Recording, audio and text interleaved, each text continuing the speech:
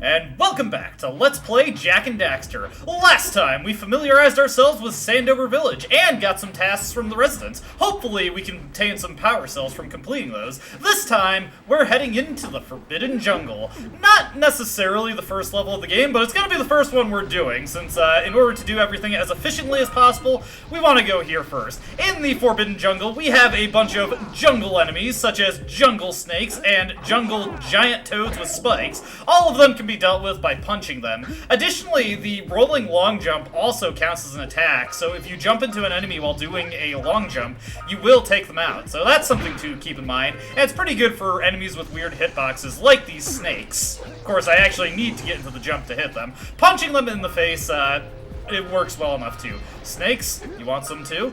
Heading over this way, we're first just collecting Precursor orbs, getting scout flies, and while I'm moving about the level, I do kind of want to adjust a bit of an elephant in the room. You've probably noticed the visuals of the game are kind of smeared and a bit blurry. That's just kind of an unfortunate consequence of how I'm recording it. I only have an Elgato and an HD upscaler to work with for recording from my PS2. Some games it's not too big a deal, but for ones like this, sometimes it can be a bit of a problem. I did get a criticism about that, and I humbly apologize. I hope it doesn't ruin the videos too much for most of you. I did make some changes. I had a different upscaler that I've switched to, and I've also set the game to display in 16:9 because it does actually support that, surprisingly enough. So hopefully that makes it look at least a little bit better in the recording. It still looks pretty bad on my TV, but it's something I've just got kind of accustomed to, and I was kind of hoping other people would roll with it, but obviously I had misplaced confidence in that.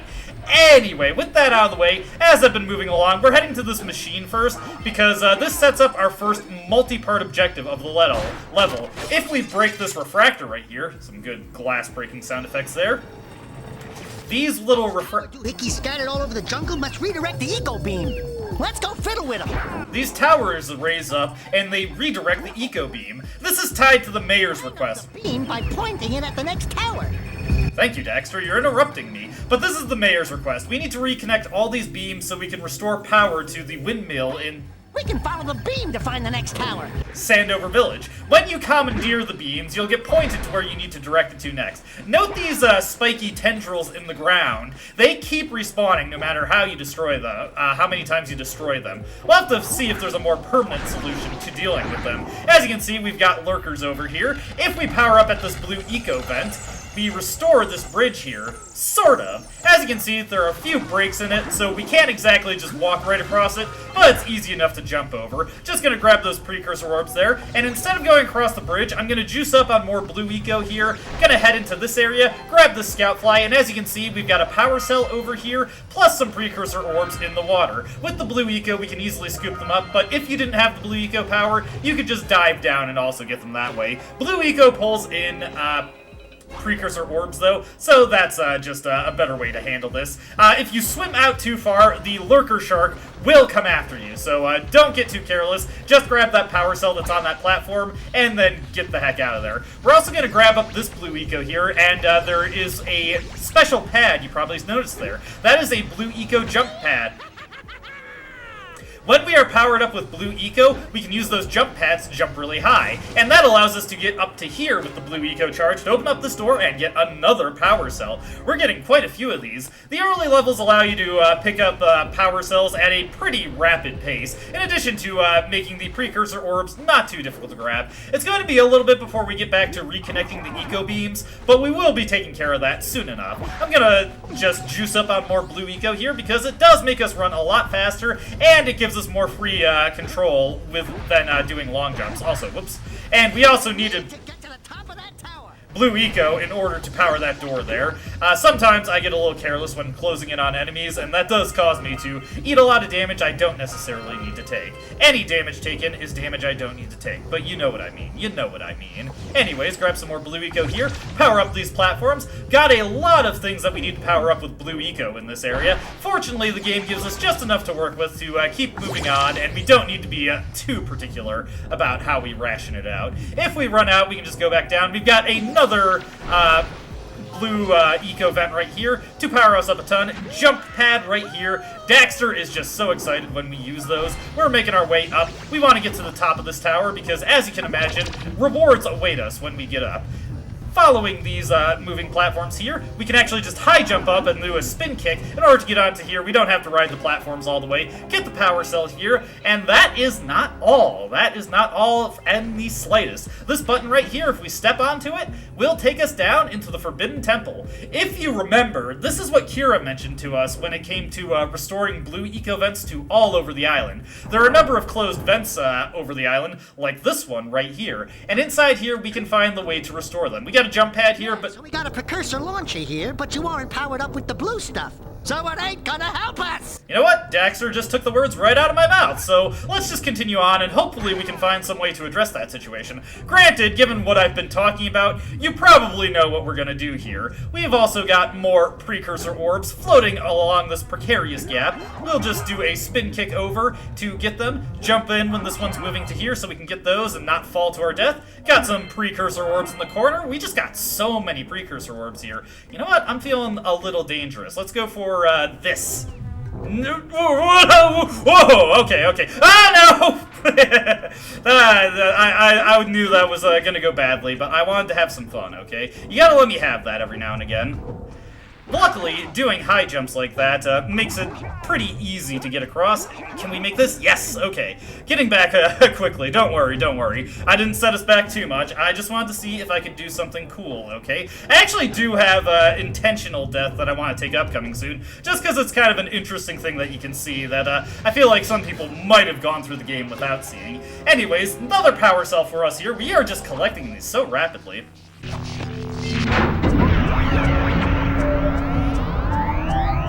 Wow, did you see that? Blue eco-vents have been activated all over the world. I knew there was a way to turn them on. There must be places to turn on the other eco-vents as well.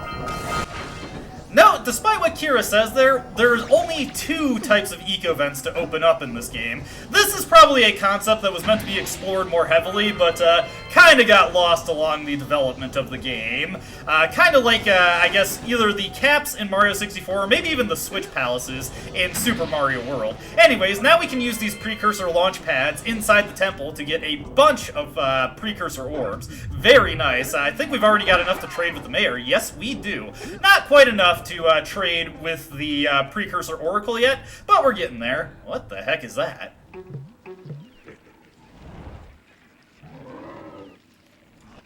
Well, that seems to be the first boss of the game. This is the Dark Eco Plant. Jak and Daxter does not have very many boss fights. In fact, it only has 3 of them altogether. Now, I'm actually going to intentionally take a death on the Dark Eco Plant here. He's going to make himself vulnerable. You just have to kill the bugs that spawn, and then you can take him out. What I'm going to do here is I'm actually going to let the Dark Eco Plant hit me, because he has a unique game over. If you get hit by the Dark Eco Plant when you are low on health, he just swallows you whole. Kind of a brutal death, really.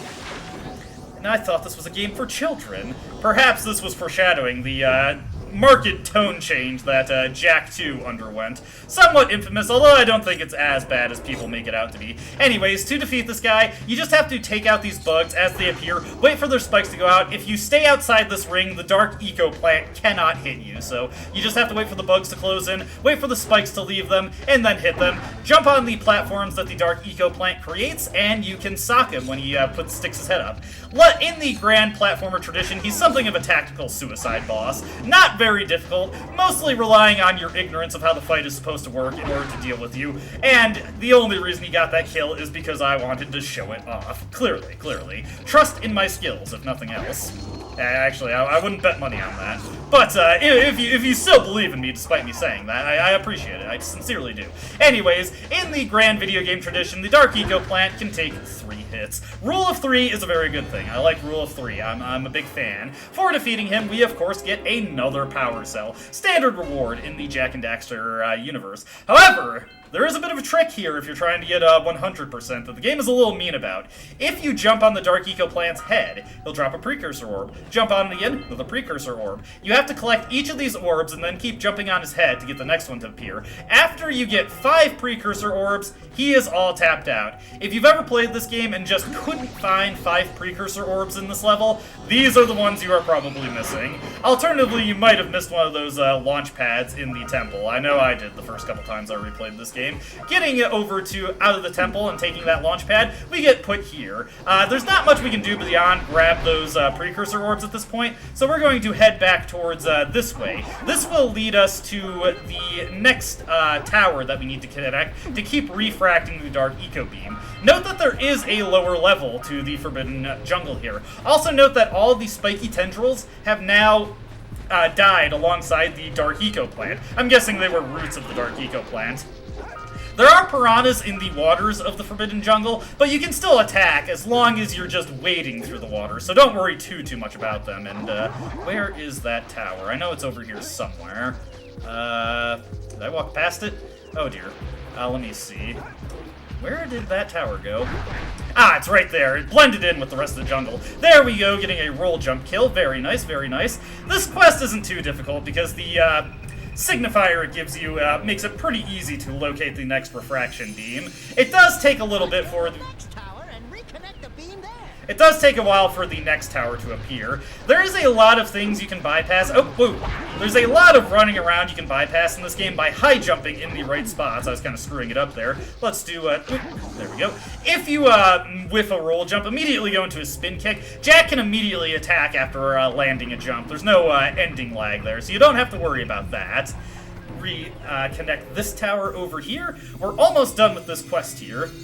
I'm connecting this all in a very particular order to make sure I get through this as efficiently as possible, but we're actually going to take a bit of a detour here and loop back around to the blue eco vent. Because I died a couple times in the Precursor Temple, all enemies in the level have respawned. Enemies actually do say despawned if you kill them until you happen to die in a level, or I think if you leave it and reload it. Anyways, heading back down here so that we can grab the orbs down here. We'll also find, ooh, I want to move quickly here. Grab that. We've got another Precursor orb vent. We've got 6 scout flies, just one more to collect, and the last one we need to collect is in fact over by the last eco beam tower, so we can get that there, and we can reconnect to that section of the level from here, but we do want to go this way. Spin kick all these piranhas. Ugh. Sometimes I misread the range of my spin kick. It is not as far-reaching as you would expect. But over here, hey, looks like some kind of fisherman. What do you have in the basket? Nothing to talk about. Them monsters patrolling the ocean took a bite out of me fishing ring. And now they're gobbling up me catch. No matter what I try, I can't seem to catch a single fish in this river. Woo! Maybe it's your breath. You think you can do better? Try scooping up river fish with a tiny net. I'll give you a power cell if you can catch 200 pounds of them critters. And then I'll let you and Shrimp here use my speedboat to get to Misty Island. You want to try the challenge? Alright, we've got a mini-game here. How does it work, though? Well, he'll tell us when we accept. There are 2 types of good fish to catch. 1 pound fishies and 5 pound fishies. And if you miss 20 pounds of good fish, then I'm gonna take me net back from you.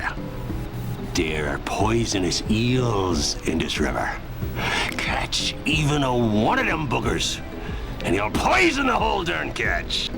Alright, so we've got our fishing minigame here. Green fishies are worth 1, and gold fishies are worth 5. We need to collect up to 200 points in order to win the minigame. As the guy said, if we miss 20 points worth, or we catch a poison eel, we fail. So we got 2 failure conditions to watch out for. This game isn't too difficult, but the net controls a little weirdly. It doesn't really have aisles that it snaps between. It does kind of move freely, but every time you move the analog stick, it does move in sort of a set distance. It controls kind of weirdly, and it's very hard to explain. You kind of just have to play it. Luckily, I've gotten good enough at it that I don't usually have to worry too much about messing up. Usually, like, the most I ever miss is up to, like, 16 pounds. As long as you catch all the goldfish that come along, you should be fine. Of course, you gotta be mindful of the eels. As we go along, more eels will start mixing again. Whoa! Oh, no! Oh, dear! Oh, God. It's just saying how I don't usually screw this up anymore, and then I screw up a bunch. I wasn't expecting that many goldfish at once. Okay, now here we got a huge wave of poison eels. We gotta be mindful, because there will be goldfish missed in. If I miss any of those at this point, I'm actually, I did not expect to miss 2 golden fish at once, so that put us in a pretty bad spot. Also note that if they brush the side of the net, that does catch them, so you want to be very careful there. Alright, we're in the home stretch. Oh, no! Oh god. Just cutting back in right now. I just got back to where I was. Let's Plays are truly a wonderful way to experience things for the first time in video games. I have never failed this minigame before. You caught 200 pounds of fish! Not bad for a couple of landlubbers. Here's the power cell I promised. And you can use my boat at the village dock whenever you like. As I was saying, I've never failed that minigame before, much less by catching a poison eel, so that was a new experience there. Now for the rest of the game, this guy will just be LOLing away at the haul that we got for him. He's not too mad about the one spoiled catch. We made up for it, but man, that was embarrassing. But hey, that's the kind of thing that you watch for, right? Anyways, now that that's taken care of, we got our power cell from him, but more importantly than that, well, both things are important, but one thing that really helps us out there is we've gained access to his boat. That was the little skiffer that I looked at in Sandover Village last time. We can now return to the Misty Isle using that boat. Does kind of bring question how Jak and Daxter got there originally, but let's not think too hard about that. So, we have ways to get to Misty Isle, which of course allows us to access a ton of power cells, as well as allowing us to rescue the artist's muse. Let's get these Precursor orbs up here, and we got 150 Precursor orbs, the maximum. And we got all the scout flies, getting another power cell there. We are on a roll. But you know what's even better than that is, of course, reconnecting the eco beams and restoring power to Sandover Village. So, let's get this eco beam connected to this refraction tower over here. And this is the last tower we need to go to. We just need to connect this to the Sandover windmill, and we are done. We can just make our way quickly back over here. I like to live dangerously, as you saw earlier in the video. That time, it didn't go too badly. This time, I will actually just drop down here, since we need to go down this way anyway, and let's roll jump all the way over to the last tower. And here we go. Boom. With this tower connected, we have restored power to the Sandover Village windmill, and by extension, Sandover Village as a whole. And if you remember, the mayor agreed to give us a power cell for doing this. It's beautiful to see the fruits of our labor. Go tell that windbag of a mayor that he owes us big time for connecting the village energy beam. Absolutely, Daxter. I couldn't agree more with you. Anyways, let's look at our checklist for the Forbidden Jungle. As you can see, the only power cell we have not collected is returning the task to the mayor. Some of these tasks that you get from the villagers go into their respective level as tasks that you need to complete. So that's where that is stored rather than the Sandover Village power cell checklist. We've also gotten all 150 Precursor orbs, all the scout flies, which, you know, by extension, we can figure that because of the power cells here. As you can see, when you've collected a power cell, the power cell will be light and will have the rotating little baubles around it, letting you know that you collected it. Anyways, let's get back to the mayor's house. Hey, let's go check out old Fish Brett's speedboat at the dock. Daxter, not the time. We have to help out Samos first. I'm not exactly as big a fan as the artist as I am Samos. He came across as kind of a weirdo, if I'm being honest. Mayor, we've restored power. Oh, what a wonderful sight. I thank you. The entire village will thank me. Boys, you have restored power to the village and guaranteed my re-election. And for that, my boy, you've earned a power cell. Heck yeah. But it looks like he still has some palms to grease. They're not quite sweaty enough yet, which is kind of impressive, honestly. Here, Mayor, have these 90 Precursor orbs. So, you want to make a contribution? Good. A sizable one, I hope. Oh, yes. Oh, it is a sizable contribution. I just hope this power cell adequately represents my gratitude. There we go. We got quite the haul of power cells in this video, and we only have yet more to collect. We're getting pretty close to the amount we need to go through Fire Canyon, though. Only 4 more. Of course, we're going to collect everything in this area, so no stone will be left unturned. So, now that we've completed Forbidden Jungle and we've restored the blue eco vents, we can now do the intended first level of the game, Sentinel Beach, which is a fair deal simpler than the Forbidden Jungle was, but still has some interesting things to say about it all its own, and it will be the focus of the next video. As always, I hope you enjoyed watching, and I hope to see you in the next one. Until then, though, goodbye.